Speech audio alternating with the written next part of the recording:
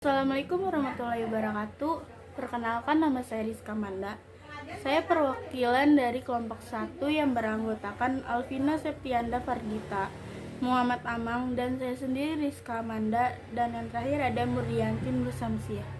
Berikut materi yang kami presentasikan yaitu tentang kondisi kebenaran, entailment, presuposisi, kriteria-kriteria kalimat bermakna empiris, definisi kebenaran Tarski, dan makna kalimat. Logika majemuk dalam bahasa, konstan logika, kesinkronisan makna. Yang A. Kondisi kebenaran. Menurut Bertrand Russell pada tahun 1872 sampai dengan 1970 mengemukakan sebuah teori kondisi kebenaran yang bernama teori kebenaran korespondensi. Teori tersebut merupakan teori yang berpandangan bahwa pernyataan-pernyataan adalah benar jika berkorespondensi atau berhubungan terhadap fakta yang ada. Suatu proposisi atau ungkapan keputusan adalah benar apabila terdapat suatu fakta yang sesuai menyatakan apa adanya. Menurut Jujun 1990-55 mengemukakan teori kebenaran yang bernama teori kebenaran koherensi.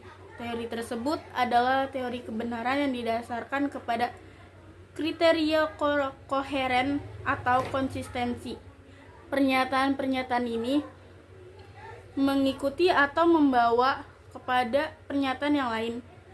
Berdasarkan teori ini, suatu pernyataan dianggap benar bila pernyataan itu bersifat koheren atau konsisten dengan pernyataan-pernyataan sebelumnya yang dianggap benar.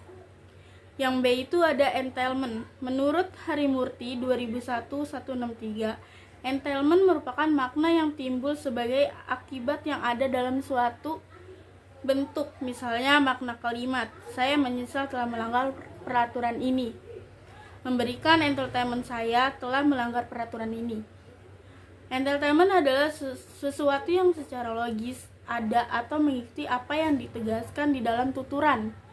Yang memiliki entailment adalah kalimat, bukan penutur. Entailment merupakan hubungan antara tuturan dengan maksudnya bersifat mutlak, yang artinya setiap apapun yang dituturkan lewat kalimat atau tulisan pasti selalu diikuti dengan logika. Maka mutlaknya konsep entailment itu adalah sebuah kalimat yang saling mengikuti, maka kebenaran kalimat tersebut pasti tetap stabil. Definisi entailment didasarkan kepada kebenaran. A. Entailment didefinisikan sebagai kebenaran.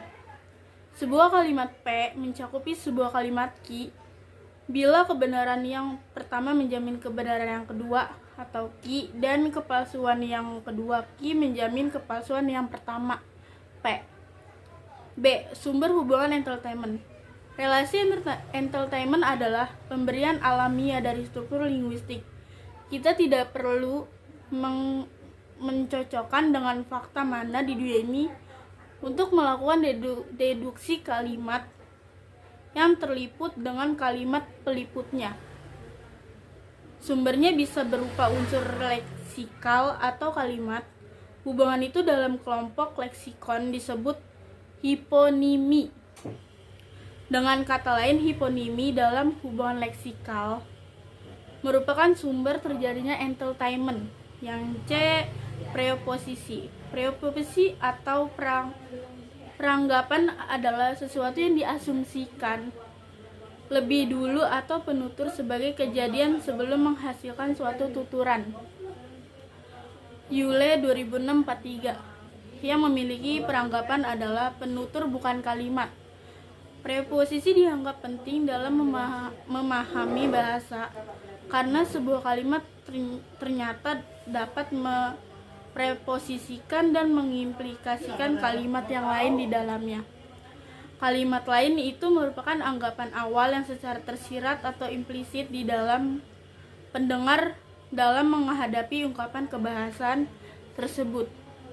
Preposisi merupakan anggapan dasar atau penyimpulan dasar mengenai konteks dan situasi berbahasa yang ditentukan batas-batasnya berdasarkan pengetahuan kita. 1. Batas preposisi.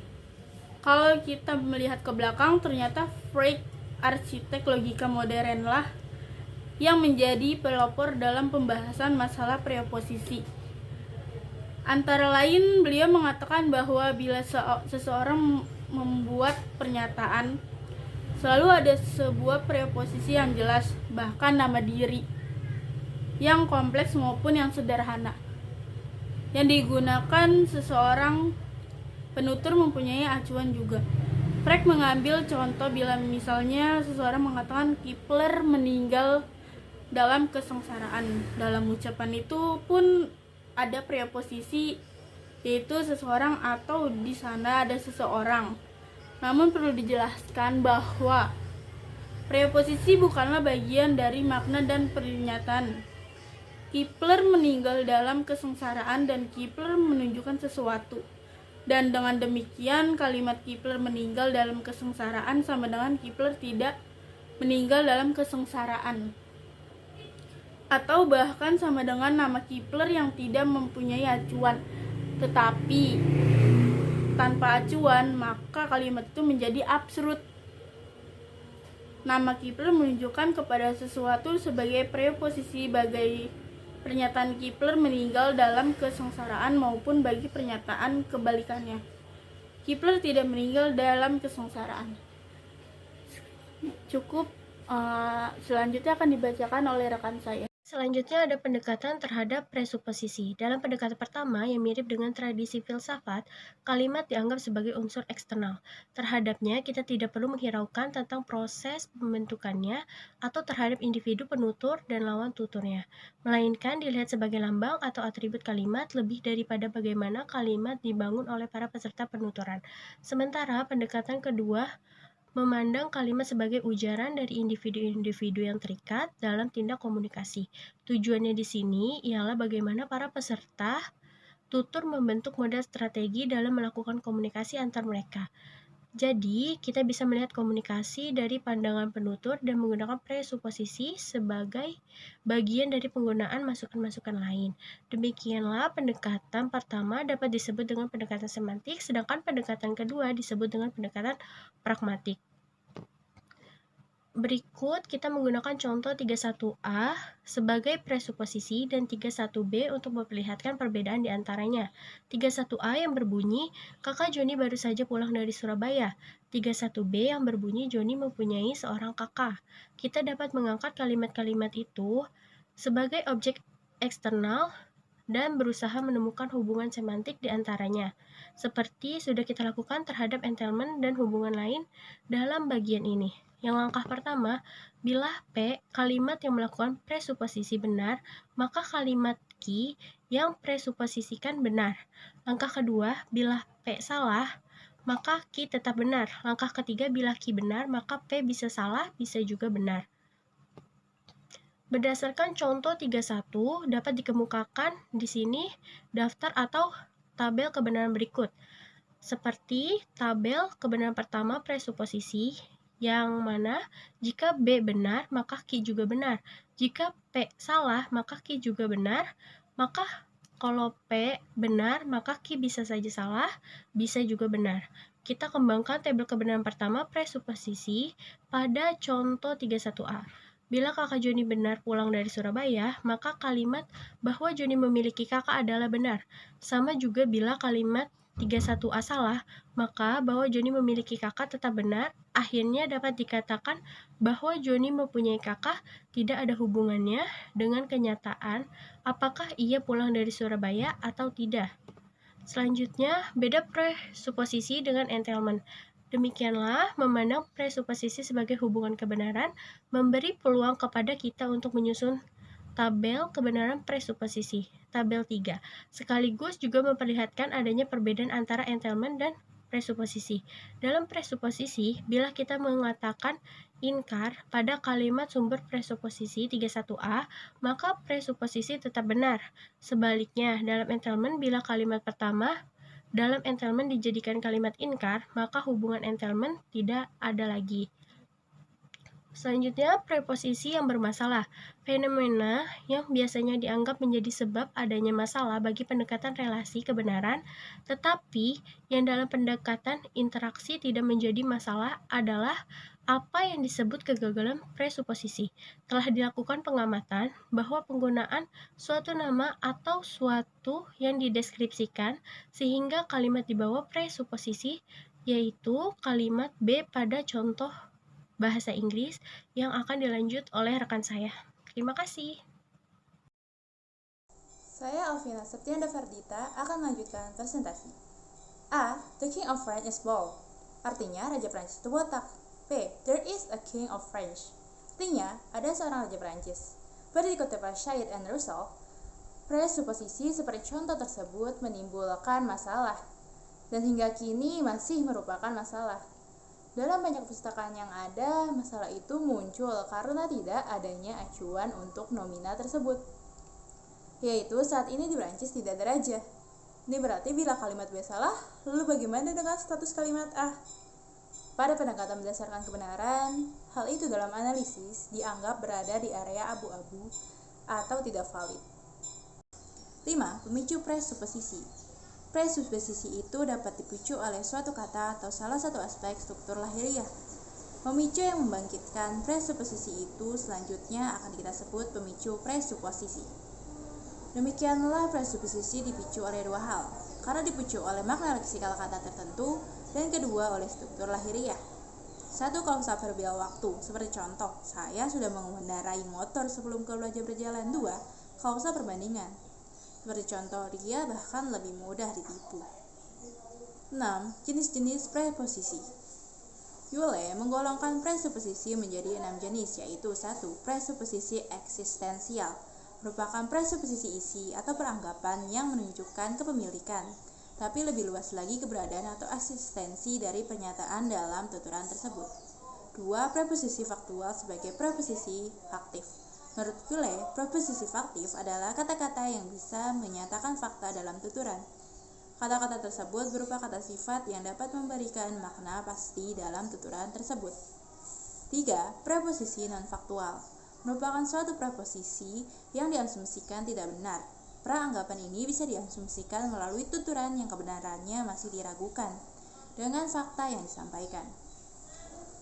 4. Presuposisi leksikal adalah presuposisi yang dinyatakan dengan cara tersirat sehingga penegasan atas peranggapan tuturan tersebut bisa didapat setelah pernyataan dari tuturan tersebut.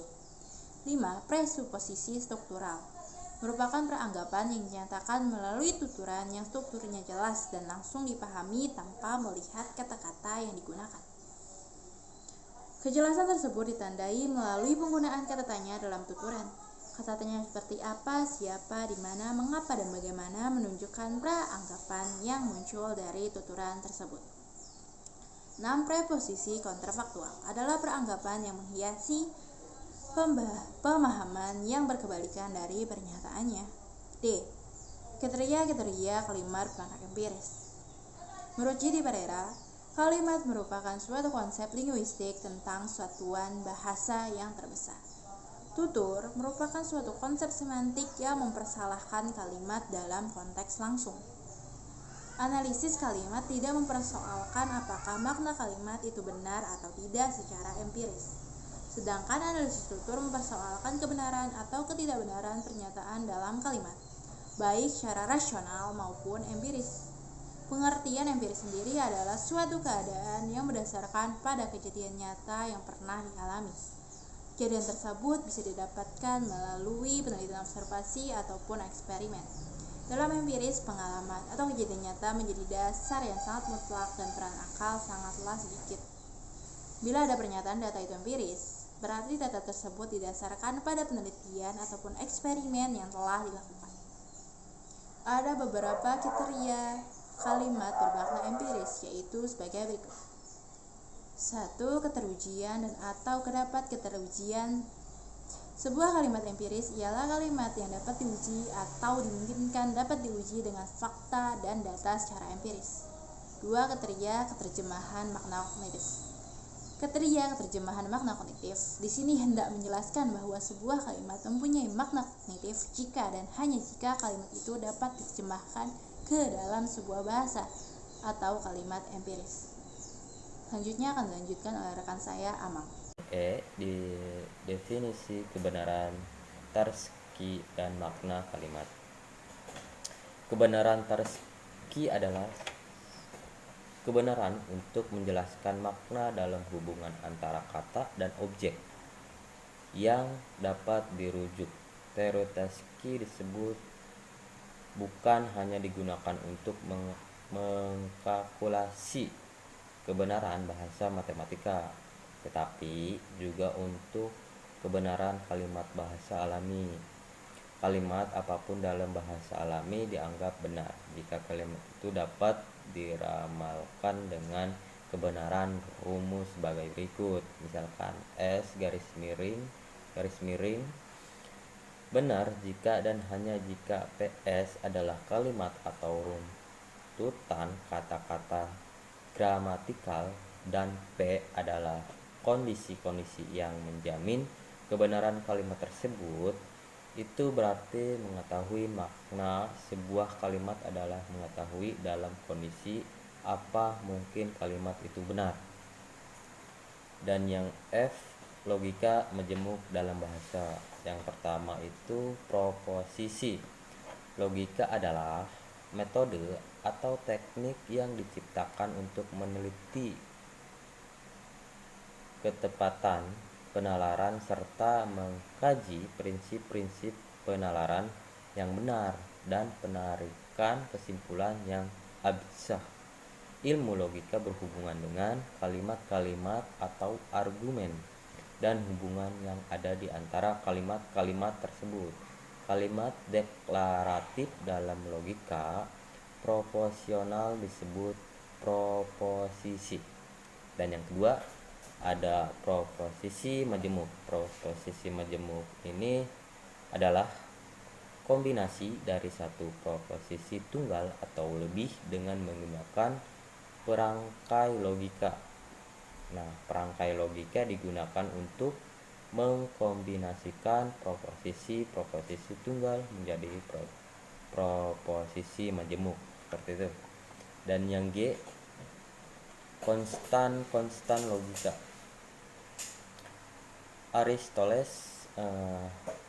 Menurut Aristoteles, logika adalah ajaran tentang berpikir yang secara ilmiah membicarakan bentuk pikiran itu sendiri dan hukum-hukum yang menguasai pikiran. Konstan logika tidak mempunyai rujukan secara empiris, tetapi berfungsi menghubungkan atau merangkaikan proposisi yang mempunyai rujukan empiris. Dalam hubungan dengan kriteria makna bahasa ilmu, kita perlu memperhatikan hubungan antara proposisi dalam bentuk logika majemuk. Seperti itu. Dan selanjutnya saya akan membacakan bagian H. Sinkronis makna. Di sini kesinkronisan makna ditentukan oleh pemakaiannya untuk tempat dan zaman tertentu. Ada realitas lama dan realitas baru. Untuk itu pula ada kata lama dan ada kata baru. Seperti itu. Oleh 13 karena itu ada hubungan makna lama yang konvensional dan ada hubungan makna yang baru dengan sinkronis. Maka akan selalu berubah seiring dengan perkembangan zaman ke zaman gitu. Contoh yang pertama, kata bekas untuk manusia seperti bekas menteri misalkan tidak digunakan lagi, tetapi diganti dengan mantan ya kan, sehingga menjadi mantan menteri ya, seperti itu. Yang kedua, contoh yang kedua, ada kata wanita yang tadinya tidak menimbulkan masalah sekarang dipersoalkan oleh kaum feminis agar diganti menjadi perempuan saja. Itu. Baik, selanjutnya saya akan membacakan kesimpulan. Semantik merupakan salah satu cabang ilmu yang dipelajari dalam linguistik yang membicarakan makna, yaitu makna kata dan makna kalimat. Semantik menjadi salah satu ilmu pengetahuan dalam ranah kebahasaan. Teori kondisi kebenaran diperkenalkan oleh Tarski yang mengemukakan sebuah postulat bahwa sebuah pernyataan mempunyai arti bila ada kondisi kebenaran yang menjamin kebenaran pernyataan itu. Jika kondisi kebenaran itu tidak ada, maka pernyataan itu tidak bermakna apa-apa. Baik, cukup sekian dari kelompok kami. Wabillahi taufiq walhidayah. Wassalamualaikum warahmatullahi wabarakatuh.